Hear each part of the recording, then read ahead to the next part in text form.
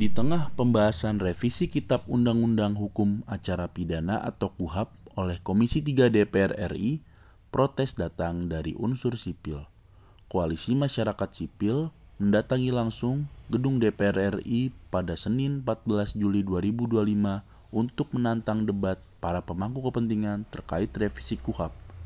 Mereka menantang debat mulai dari Presiden Prabowo Subianto, Ketua Komisi 3 DPR RI Habibur Rahman, Menteri Hukum Supratman Andi Aktas, dan Wamenkum Edi Hiariech.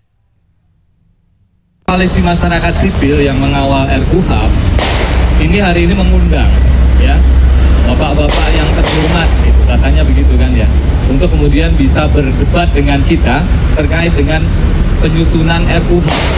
Bukan hanya soal substansi materinya, pasal-pasal yang diatur, tapi juga soal prosesnya. Ya, ini penting. Kenapa?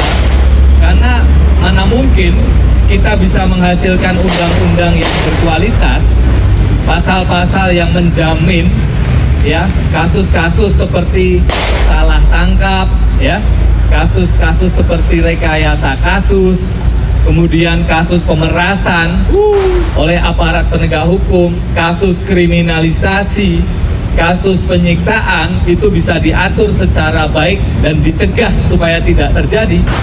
Ketika kemudian proses penyusunannya sangat ugal-ugalan gitu ya, terburu-buru ya, tidak cermat, tidak hati-hati, mana mungkin kemudian kita bisa cerita nih sekarang.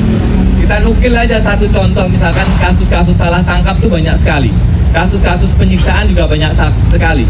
Datanya YLBHI, itu kasus penyiksaan itu terjadi terus meningkat. Komisi Nasional Hak Asasi Manusia juga mencatat demikian. Ya, termasuk kasus-kasus kriminalisasi. Riset kami yang terbaru 2019 sampai 2025 itu ada 154 kasus dengan 1097 korban kriminalisasi. Itu terdiri dari warga negara dari berbagai latar belakang. Ada mahasiswa, ada jurnalis, ada akademisi, ya, ada petani, nelayan, ada aktivis, dan lain sebagainya. Itu terjadi, teman-teman. Dan yang menarik di dalam pasal-pasal RKUHP yang sekarang kemudian katanya dikebut dan sudah mencapai berapa pasal yang dibahas, teman-teman? 1.600-an dalam 2 hari. Gila. Wow, luar biasa sekali. Semangat nakas. Dan katanya progresif gitu ya. Dan katanya akan mau inklusif gitu ya. Dan katanya lagi ini akan menjamin perlindungan bagi korban ya. Termasuk memperkuat advokat.